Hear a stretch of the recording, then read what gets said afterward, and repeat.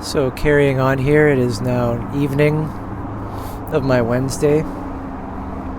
I did over an hour, I believe, of recording earlier. It's now past sundown. It's dark out. I can see stars. I'm looking at the Big Dipper. Where I last left off, I was talking about or exploring the nature of the guild of the, and again we see this funny weird triad thing where as in the quest object it can be perceived as the guild, or you can look at the three aspects, that of proximity guild, of natural guild, and of fundamental guild. And we can see the parallel here to the quest object, or quest objects, as you may perceive them each on their own. So this is an example of how the fractal interacts, why we call it so. Just the way that it's possible to navigate the holonic structure in these odd ways. So this is kind of like, this is the triad protocol to try and perceive through the triad, to use it as a way of gaining insight into what it is that you're doing or working on, or to be able to translate from one sort of temperament to another. That is to maybe see an abstract system and try to implement it in your execution, trying to align and order your environment to make that happen, to run the experiments, to set things up.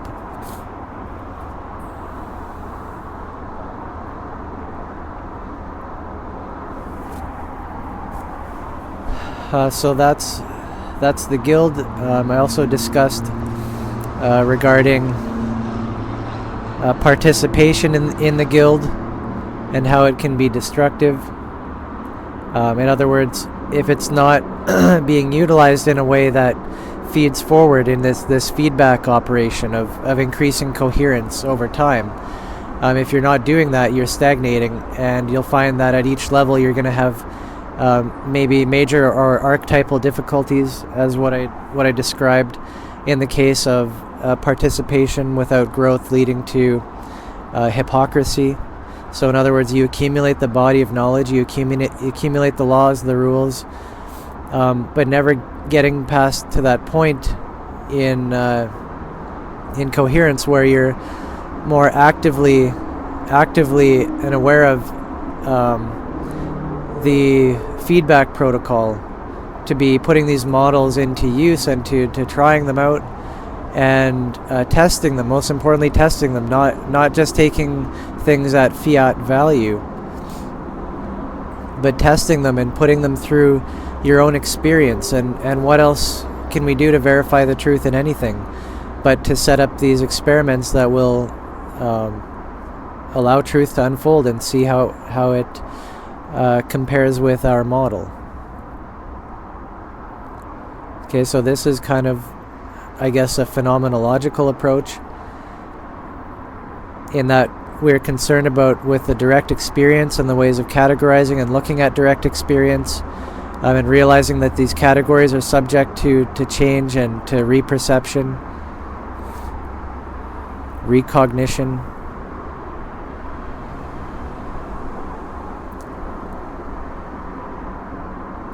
So this is one of the major difficulties in interfacing with other people, is because this correction of the cognitive discrepancy. This is a major term which I haven't brought up yet, although I've talked to and about it and provided context. So the cognitive discrepancy is what happens when your reality tunnel, or in other words your abstract phase space, the spectacle of your abstract phase space becomes rigid and unchanging. So you think you your neurology has figured out certain ways of doing things that are comfortable and that work and that are reproducible, and so as a consequence of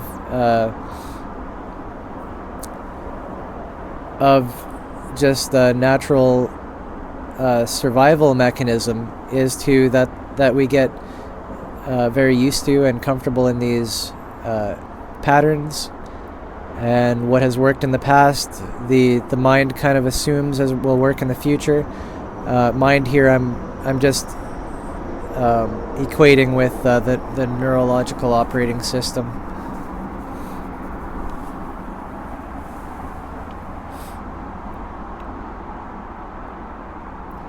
So when we have the proper feedback process happening, this is where the growth continually happens, and this is where the dynamic and shifting nature of our ontologies and our epistemologies is revealed. That things are actually in flux, and what our mind gives us, what our neural OS presents us with, is a sort of snapshot of now in current time of the APS. So the spectacle through the lens of the APS of its current form of what we think is reality. That's how what's currently coming to us is presented to us through that filter of what we're comfortable with, certain objects and processes, and how we think that things work. The problem, as I probably brought up already, is that things are always in change, things are always in flux, and the way that the neural OS is being allowed to simply crust up and crust over and become dead husks of neurological matter, unchanging, resistant to change. So then what happens is that these grooves in the neural net, in the neural network, these metastable cosmologies become what we may call unconscious or subconscious. It just becomes, in other words, part of our reality. It becomes an unquestioned part of the reality tunnel, as another word that you could call it.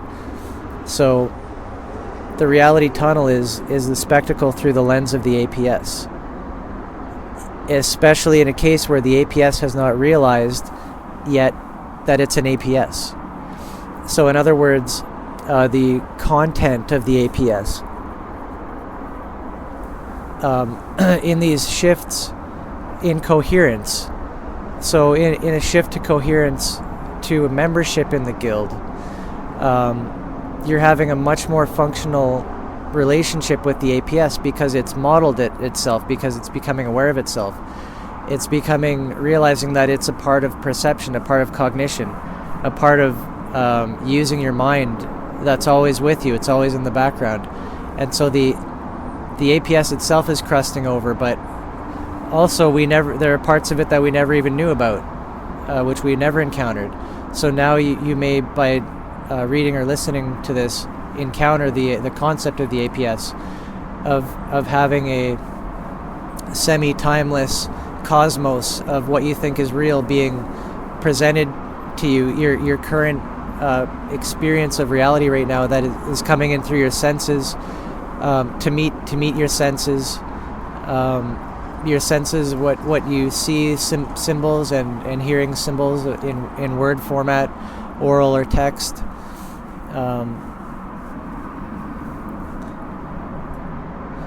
These things are being presented to you by the neurological operating system as a function of what it does for the purpose of survival, so that we are given very high-level information. So the information we are given is that this reality is real and solid, and we don't have to question it anymore.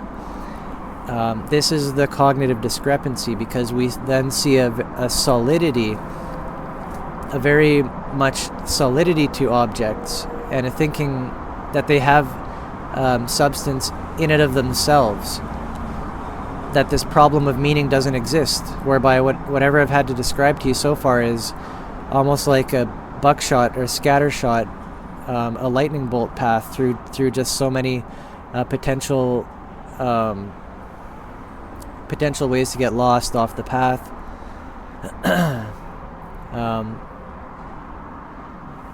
But anyways, that's what the domain of the strike point is for, to keep things constrained.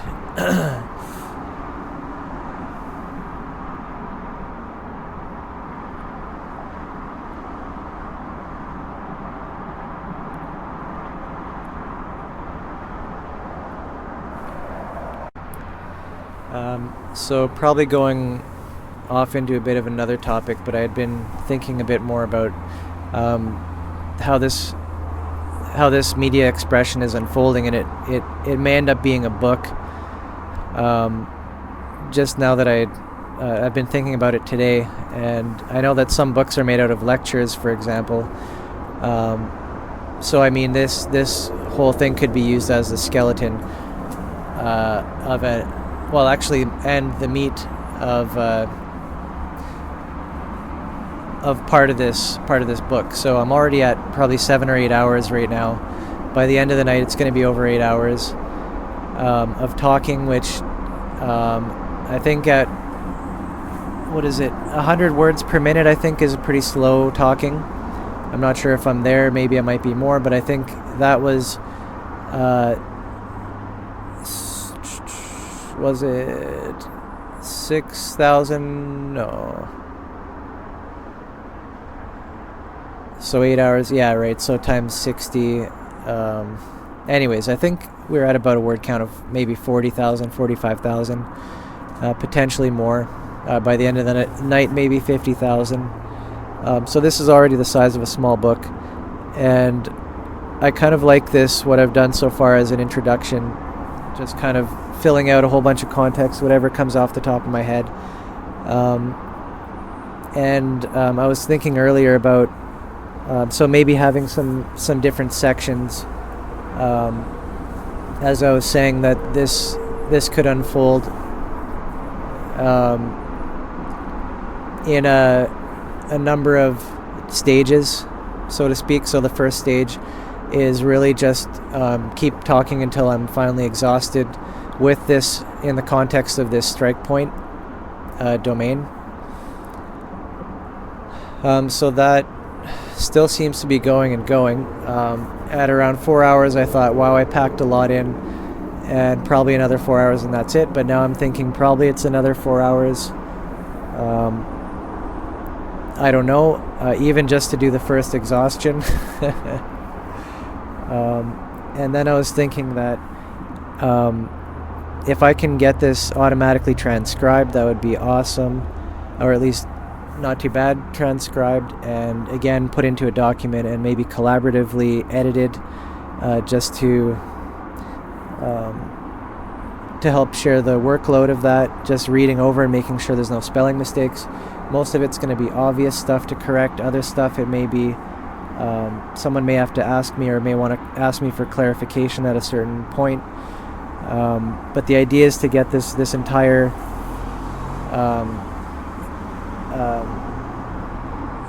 dictation captured as kind of maybe let's say first major section of a potentially a book that I could put together. It's really supposed to be a document, so it doesn't really matter. I don't know if medium.com has limits on the size of a document, but I would say I could easily push maybe 80,000 words with this, it seems like.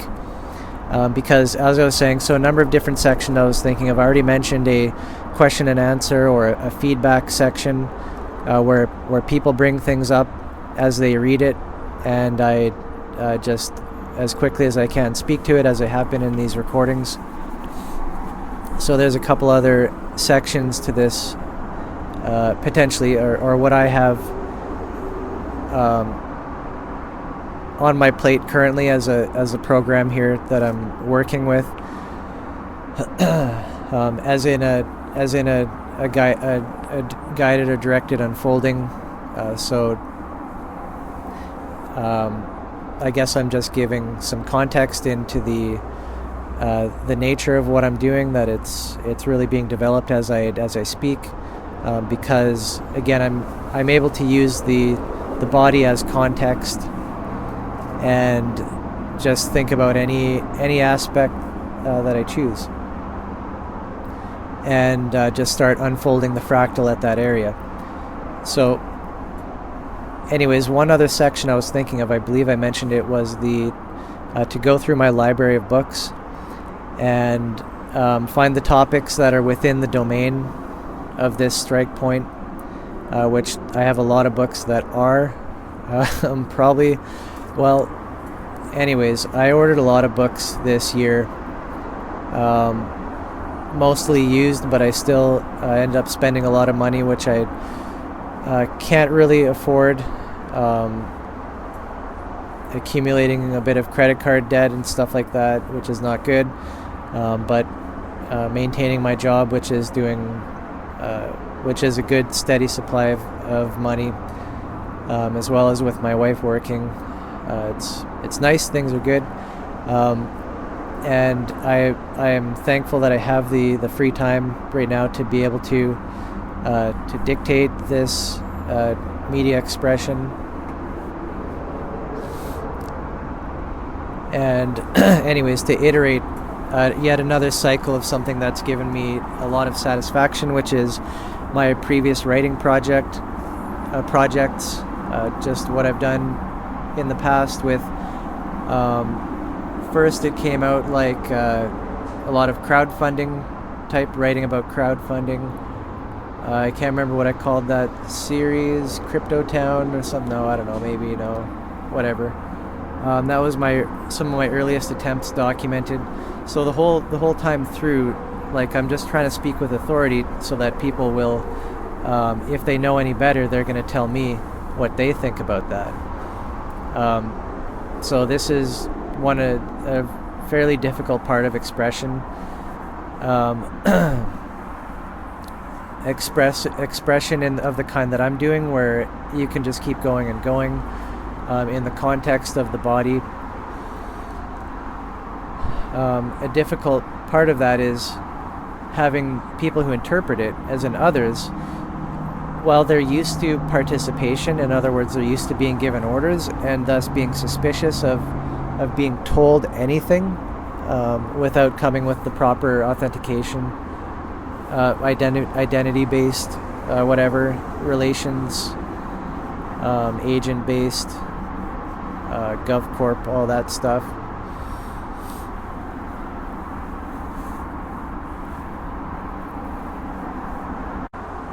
Okay, so the difficulty of expression is on the interpreter end when you're saying things. So, like, as I was saying, I speak with authority so that I can make clear statements that others can easily do a sort of truth operation within their own experience, to see if what is said lines up with theirs, and then in the hopes that they will have more insight into what I have been speaking or working on. And this is really a quick way of collaborating with other people. The frustrating part is if your counterparts or your colleagues, however you want to say it, cooperators, if your community is expressing participation, they're going to simply be suspicious of this and reject it, potentially. Like, this is going to be the reactionary type, the reaction to it, in other words, the triggering. So it's going to be processed as a symbolic expression within a static, deterministic machine type framework of the cognitive discrepancy. You could say exploited mind.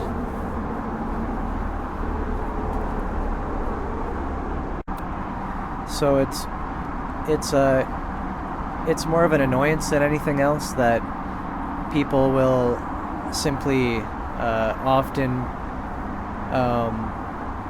reject creative expression of this, especially of this type of nature, of social nature, of protocols and like what sounds like instructions, what sounds like more of the same. But again, to somebody who isn't able to recognize it. But that hasn't mattered. I've found many other people who I've enjoyed working with through the years, and you just kind of you roll with it. It's something like many things when you are obeying God, so to speak. It's easy to kind of to drop and to deflect such energetic attacks, you could perceive it as. With membership comes conviction, comes unbreakable, unshakable confidence.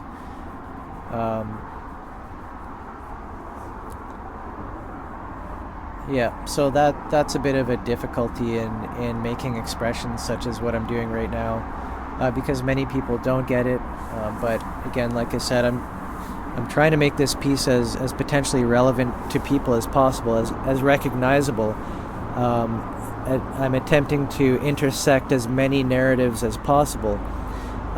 So in other words, stories throughout your life which you feel that somehow in some way you can relate to something that I've said, or that you've read in this media expression piece. So it's about connecting and making this work relevant, and really this is all part of the bootstrap as well. We've discussed how our local networks are really a constraint of this, and this is just goes to show the model how it's working. It's saying that if you want to bootstrap this social OS, you're going to have to go through your existing relationships, through people that you know, through your network, through people who know you, because that's where some form of trust has been established, some little bit, right? And things can take off, like once you pass a certain threshold, things can kind of, it's no longer hinging on the reputation of a small number of people. The system has, or the behavior has been mimetically selected and uptaken into the culture, and it's simply like a reputation of itself. Like this is kind of taking on a life of its own. In other words, the symbols, the branding, whatever it is, it's the model, the standard model of mimetics. It's Portal Mountain. It's the Guild.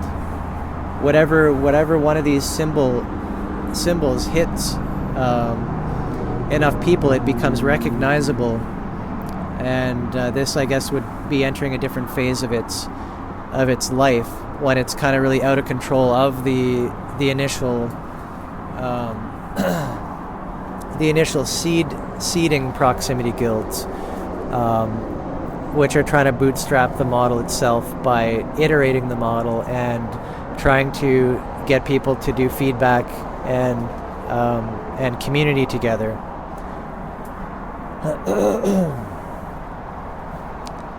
So this is why we have to be very careful in how we set up our protocols to make sure that they are really empowering the individual to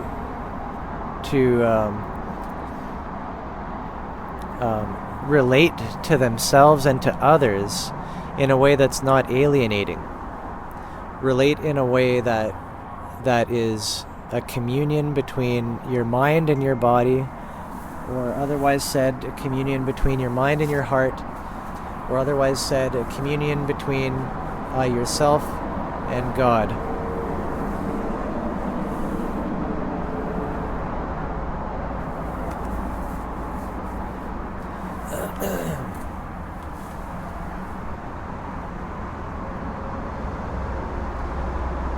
So I can expect, or I hope that this media expression could become part of a book in which I'm envisioning, I guess, like 4 sections or something majorly. The first will be this kind of introduction and kind of lecture style, including some of my own kind of like. I hope to be able to put up basically the entire transcription, the whole thing, even with me going and and whatever, and struggling and to get through certain ideas, or forgetting about ideas, or just getting lost in my thought.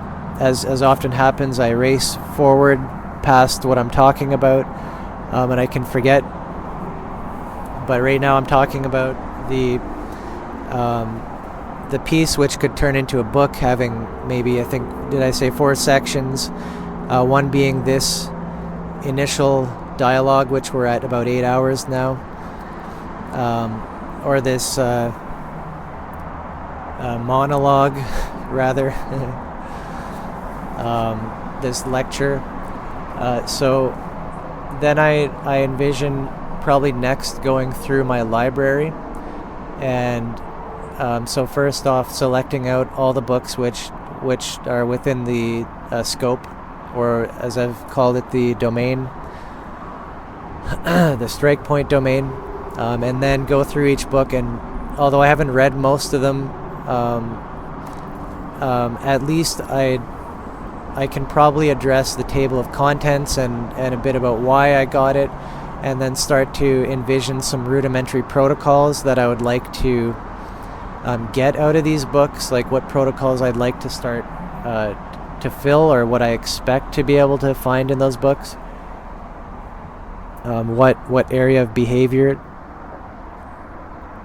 are we looking into here and pulling materials from? So this will just help to give an idea, and also it'll work as a sort of a bit of a, not a bibliography, because I haven't read most of these books. I've just been finding a lot of stuff that I'm interested in and checking the reviews and making sure it has solid reviews and all that kind of stuff. Figuring out what the book is about and making sure that it is relevant within my strike point. So that's actually a lot of work, but I think my library is pretty quality and will serve me well as I start digging into more certain specific details, and just continuing to bootstrap and fill the system with practices, with protocols for all kinds of things, including like mental health that we brought up. Fitness, details about small groups or proximity guilds. I have quite a few books about spirituality, spiritual guidance, as they call it. Quite a few books about specifically translating Christianity into a more meta religion. So finding out more about our similarities and how we can work together, rather than how we are divided in all these denominations and bullcrap reasons for hardly connecting within our churches, let alone amongst our churches and between our churches, which that has to happen. That's a sign right there as a prophecy. If you know it's going to be, things are going to be getting better when the churches are all working together. And I'm including cross-religion, honestly, seriously, with all my heart.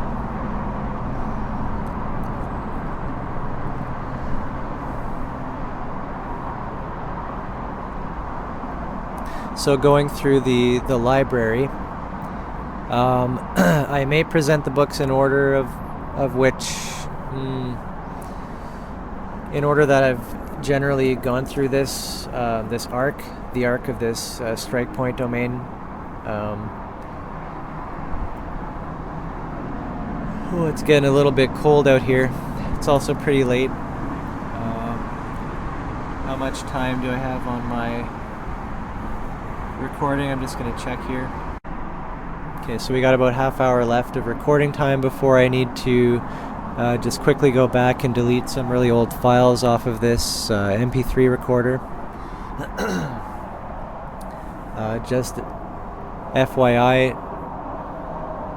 in case it's of any interest, I am recording onto actually an MP3 recorder which records to an SD card. It has a, I guess, bi-directional microphone. It's just a single handheld unit,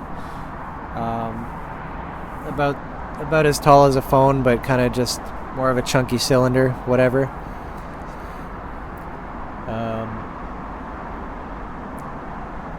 So it seems to be serving me well so far. I haven't even looked back at any of the recordings. So carrying on with about the library, I was just iterating a few of the different types of things, types of books that I've gotten. A lot of them are to do with project management.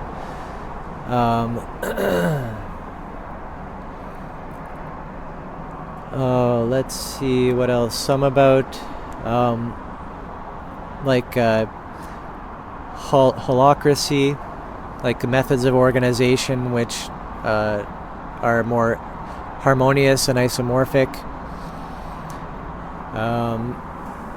Different books about narratives, and one, I think it's called Narrative Coaching. Again, I'll go through all of these, but I just want to, just for interest's sake, for any readers or listeners at this point, something to look forward to is the iterations in many directions. And again, like I said, I plan to sort of mine these books for potential protocols, and then hopefully fill them out as I'm able to read and investigate. And also, this would be a welcome to anybody who believes that they have some skill in any of these areas, and some things they would maybe like to share in the context of the guild, of this bootstrapping operation. So if I hadn't explicitly said already, part of the bootstrap is that that we will need help with this, and this is the continual unfolding. And we just marked 111 members at our Portal Mountain lobby. There are quite a few active people. We've had a lot of even field practice going on in the SOTS network. Just a lot of great development and skills, talent, people trying and testing out things, and having really great deep discussions as well. That's very appreciated.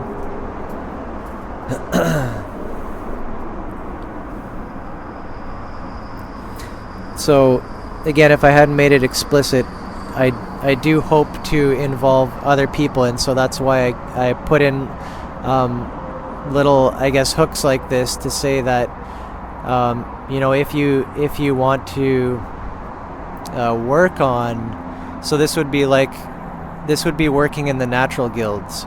So when you are helping to make the knowledge base of process into a robust resource which is shared,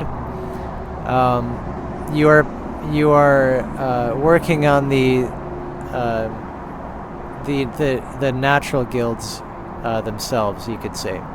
So your instance of whatever proximity guild you're in is coming up basically for the one of the primary purposes of actually developing guild materials, developing protocols, developing the protocol database, and just generally helping to increase the coherence of others around by providing sound bootstrapping materials, as well as relationships. Again, that's where the big potential is here, is through intentional proximity guilds. So I hope that that people will be feel inspired by this media expression piece, that they will feel more inspired that what they're doing matters and can matter very much in helping other people to take responsibility for their organs.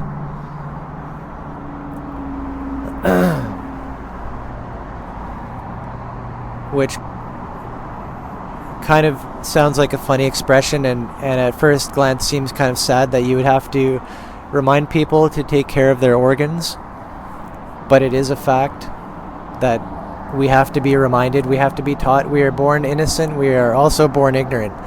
And this is another facet, I guess, or aspect of the guild, is that there's always more entropy being added to the system. Like, well, I mean, really you could say that the birth of a child is like, so a new life coming, so a great potential for this negentropic function. But what comes with that is also ignorance of things that you have to go through to realize your place in the world and in the universe. And you have to develop sort of spiritually more, as well as materially. Like, if you do one without the other, you're going to be anxious and depressed. It's just what's going to happen, because you'll have these feelings of dissonance lurking in the back of your mind, and you won't know how to bring them to the front because you won't have a model, you won't have a context to express or explain what you're experiencing.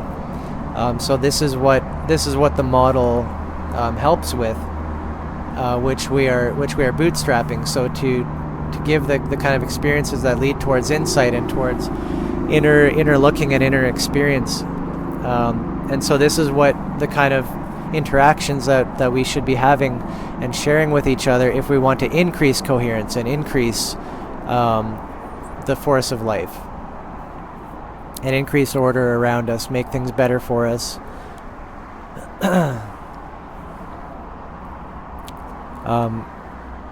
We have to be taking part in such a system as I've described. And again, I don't mean that to be taken in the wrong way as an overarching thing, but we are restoring the ability to have feedback, to be reflexive in the systems that you use at the social layer, so that hooks are built into the sociological operating system, the content in the running programs there. Hooks are being built in, that when we interact with each other, we are actually fully authorized, if you will, self-authorized to participate in the structure of that. That's the social operating system aspect, because when you have two coming together in cooperation as peers, and you're running these kind of holarchic protocols, this means that the individual is a part of the whole, and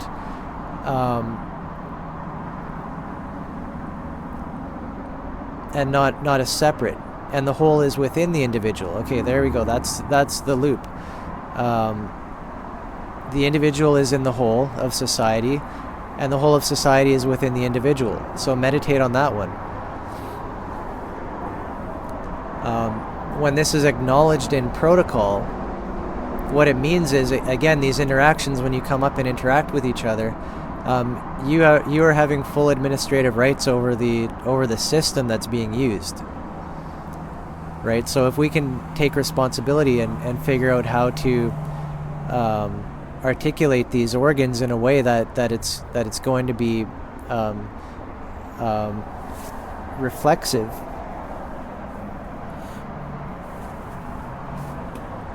and seen through the context of this strange loop, the self-referential context,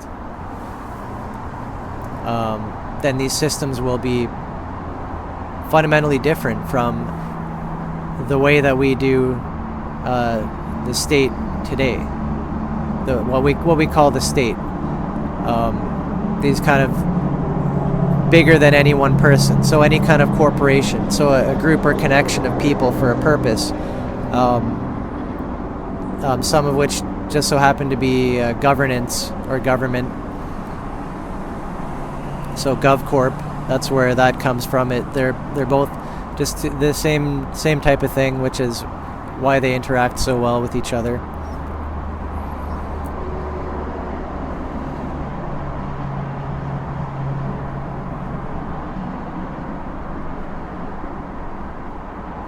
So again, to encourage participation is part of this bootstrap. It's part of all of this unfolding. And so you actually starting to implement, you yourself, the reader, the listener, starting to implement the feedback protocol and take some of the model that I've been presenting here and start setting up experiments or predictions, or think of how it might look, and then try to do it in your experience and watch for that dissonance or that harmony. Watch for isomorphisms. Wait till you feel revelations and be filled with rewards from heaven, so to speak, natural dopamine hits, but for a good purpose, for good reason, not just as this escape as we escape from our lives, through distraction and endless distraction, things that seem novel, endless novelties, trivial novelties that add nothing, even pornography, just succumbing to all the desires and behaviors that this, again, computational propaganda has us twisted around its finger, because statistically speaking, these media broadcasts, these media expressions in broadcast format, motivated by power, ultimately,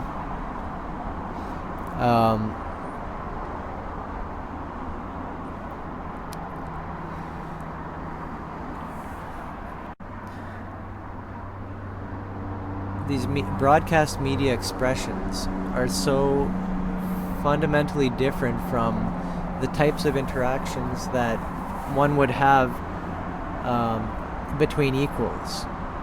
So when there is a loop in the communication, the ability of the interaction becomes much more changed. This is a problem. This is basically the trenches of the great axial war.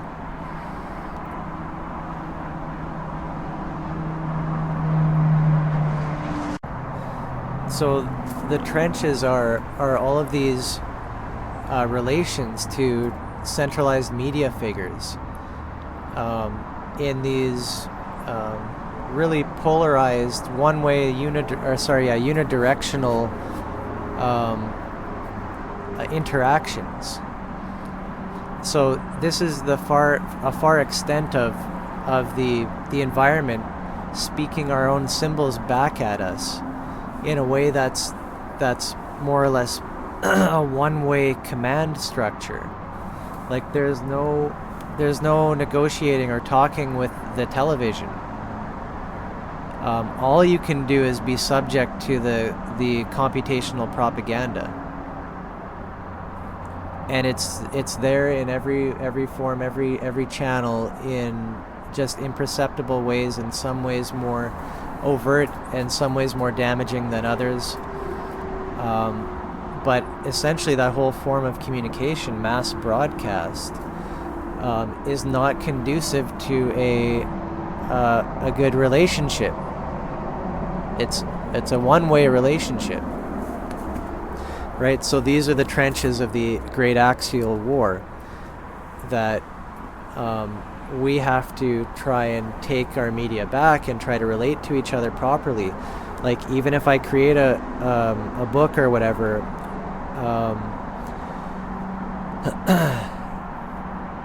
like I said, and how I put up invitations, I guess, to interact. Like part of this expression before it's even done is going to be collaborator feedback, like community feedback. So I am trying to navigate the landscape and to find advantages, and also to move towards what more isomorphic relations, or what more coherent relationships are like. So I'm trying to move towards that for my own self, my relationship to myself, as well as how I relate to others. I'm just trying to improve and increase the coherence.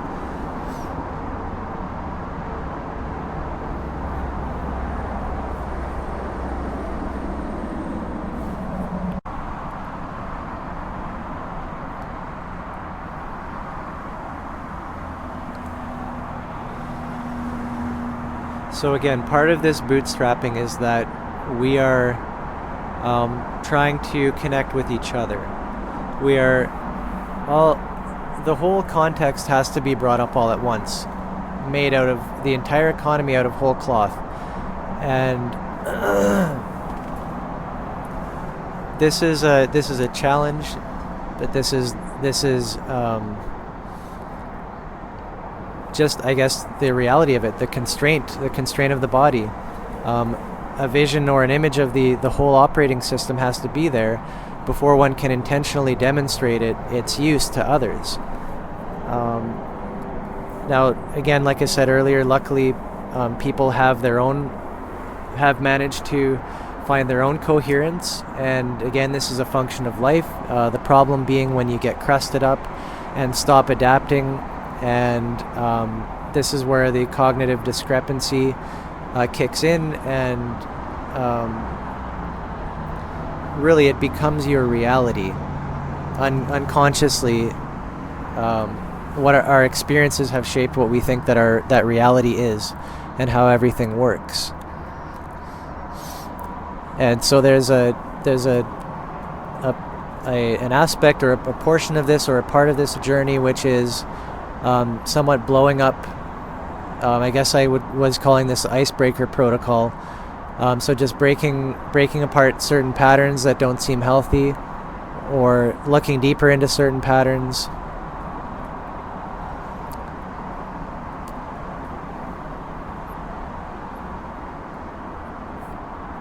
But there comes a point where we're able to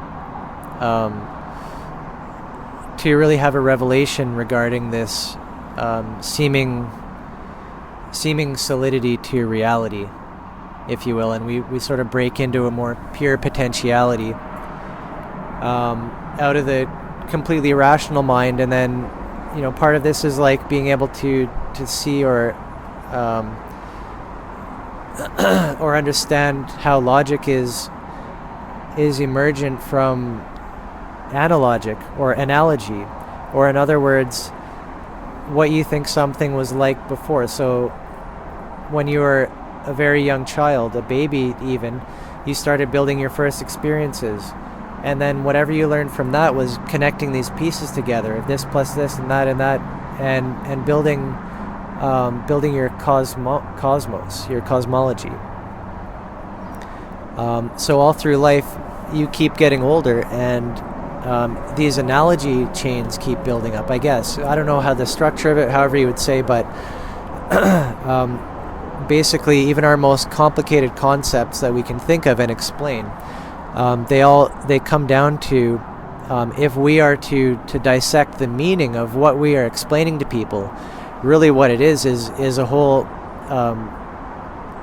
bunch of ideas which can be explained in more simpler and simpler ideas, or really experiences that we've had, and what we formulated about those experiences from the past. Those are all coming together to form new pieces of the model, and this is analogy. And so eventually this system gets bootstrapped, and before you know it, you are in logic. And this is where everything becomes much more seamless, and at the same time much more discrete. So seeming concrete, seeming very solid, and yet seamless.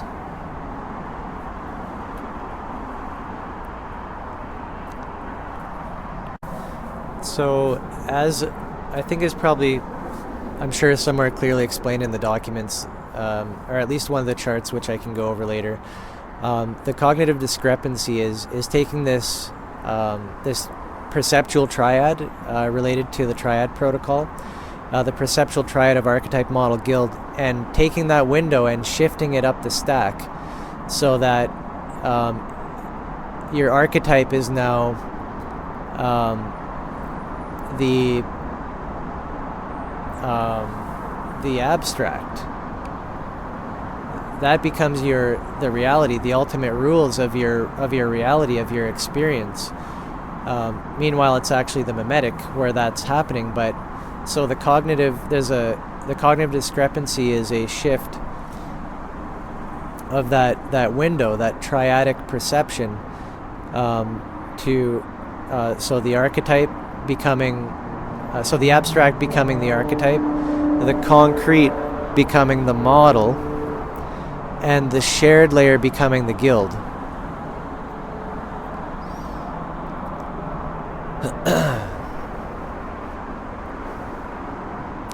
So I'm not really sure if I'm prepared to go into details about that shift and how that looks in the shared triad,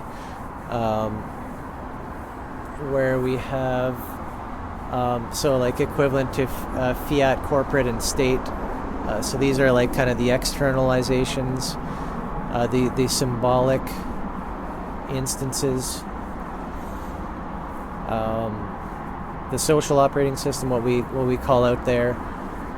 So what the narrative does, this is the realm of the narrative actually. It's taking the object, so we're getting objects at the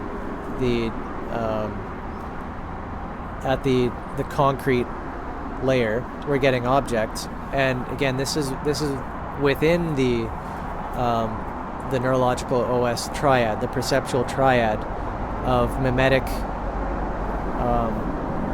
abstract, and concrete. So in other words, this is what we can perceive directly.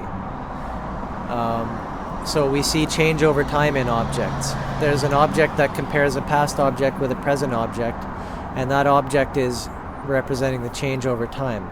And so this is how we build change. And when you think of anything in your perception that's changing, actually you're seeing objects. And the smooth flow is a feel of a smooth reality where things just float and blend into each other, and things happen and events happen.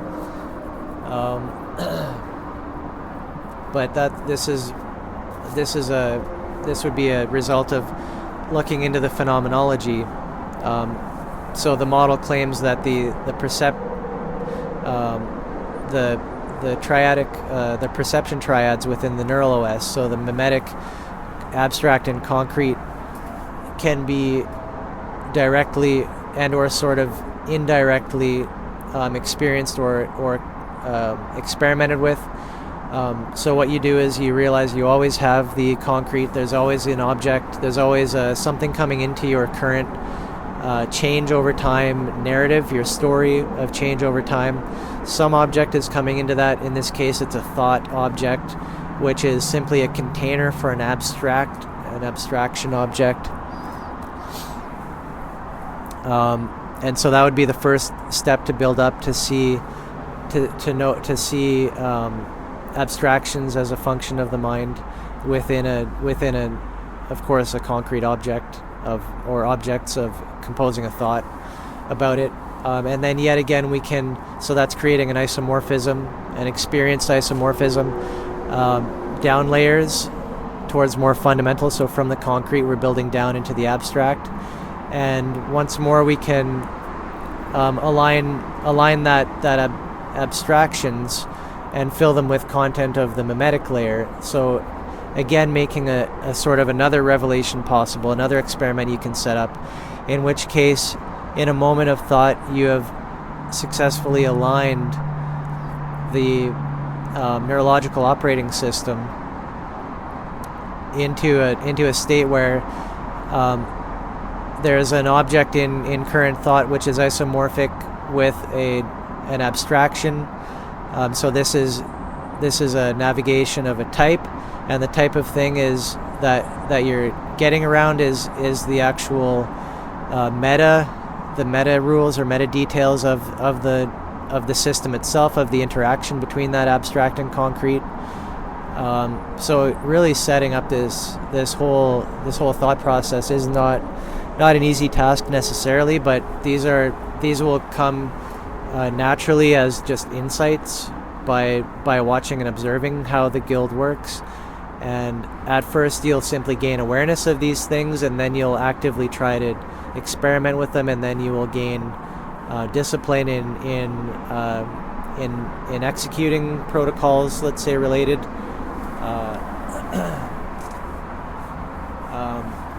In other words, you'll be able to do what the protocol is only a crutch for, and you'll start to gain insights into the, I guess, the neurological operating system and how it works.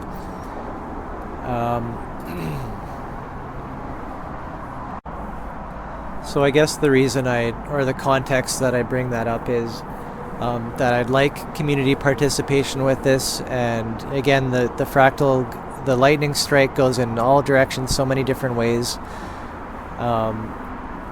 As you can imagine, as you listen or read this.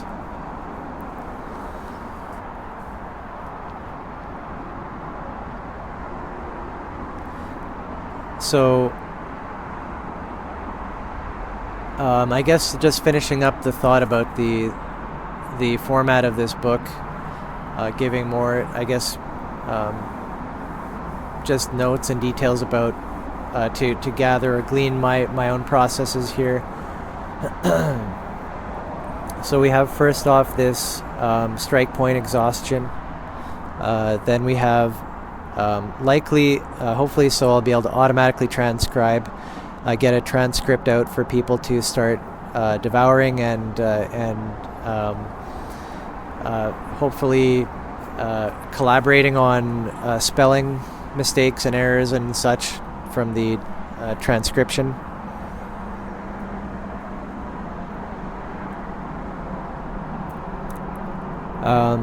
So after that, I'll be looking into using my library as a to further fill in the more context of this bootstrapping strike point.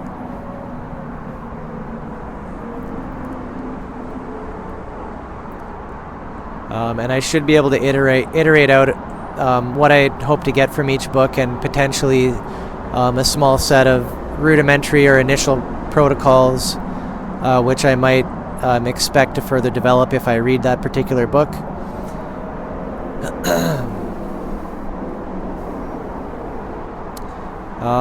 And I guess third would be, again, so the Q&A or question and answer continuation, and just trying to think. I'm not sure if I have mentioned or thought of any other sections so far for this book, for this media expression.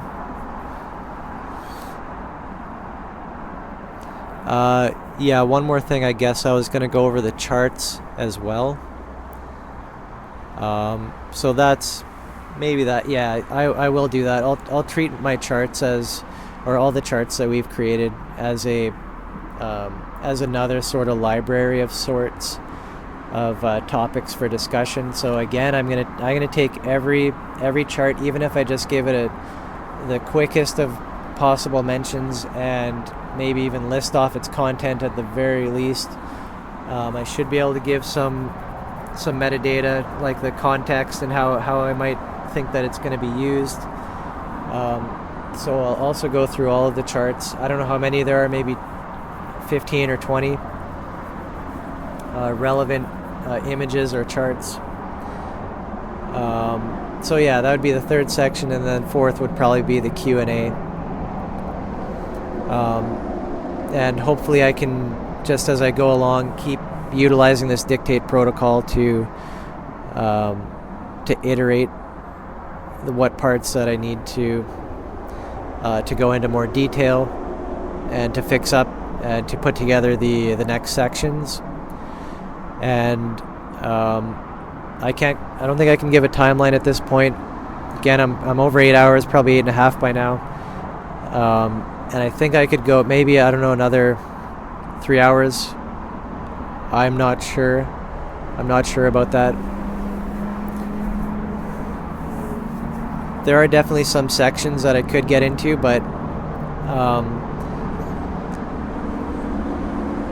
I also want to take advantage of the library of books that I have, as well as, like I said, the any of the charts that we've created so far. And maybe another section might be to quickly run through some of the documents that we've created and just maybe highlight some parts of the standard model of memetics, the chronology of spectacular civilizations, the guild dynamics document, and the perception mechanics document. So those were in wrong order. So standard order is, if you're reading from top to bottom, I guess, if it's written, we'll go Holon first. So we'll go perception mechanics, then we'll go, so archetype model guild Holon. That's that we call it a triad, but of course, in order to interact holonically, we're out of this triad is emerging something similar to how, as what I just described, the shared layer coming out of the concrete, abstract, and mimetic layers of the neural OS in a way that seems smooth and seamless and solid. So anyways, so the perception mechanics document is taking care of that. Just a side note, these documents are also considered to be the document artifacts which represent the quest objects. So I believe direction was the Holon for the, well, actually we just call it the quest object, but it's like a journey towards that quest object. So in that sense, it's a direction. There's a direction towards the quest object. So anyways, I'm about to run out of time on this file. I'll be able to quickly turn it over, I think, and get back into probably a little bit more here. So I think I was just finishing iterating the document artifacts. So the Holon as perception mechanics. So then in the concrete slot, also known as the guild, we have the chronology of spectacular civilizations. So this also lines up with the devotional temperament, just giving some relations for context. So next we have, so that was Holon, then guild. Now model, of course, is the document artifact is guild dynamics, and this is representing the map quest object. So the quest object itself is a conceptual abstraction within the neurological operating system, and we have externalized memory objects to represent or to try and evoke or bring that back, to reflect and relate and to hyperstitiously summon within that artifact. But of course, this is all the sort of more academic angle of it. These document artifacts are academic in nature, which is our next third and last. So Holon guild model, and then archetype, of course. And this is reflecting the memetic layer. We have here the document called the standard model of memetics, and this is relating to or represented by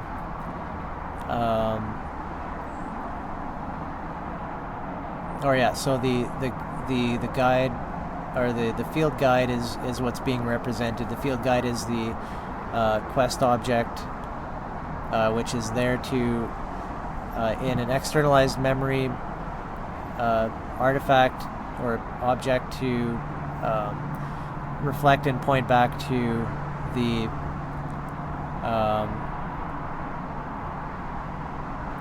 the document is made to reflect back to the conceptual abstraction of the field manual. And there we have that triad. And really associated relationships. So I'm going to stop this recording for now, take a short break, and hopefully I think I should be able to start back up and discuss a few more things, get into a few more directions. Again, as I was saying before, I don't want this to go on too long because I have a lot of books that I can probably much more quickly just be reminded of, have my memory jogged, and speak to things in much more concise manner. Again, this has been to get some of the more what's been on my mind fairly solidly, and the kind of things that I can think of off the top of my head.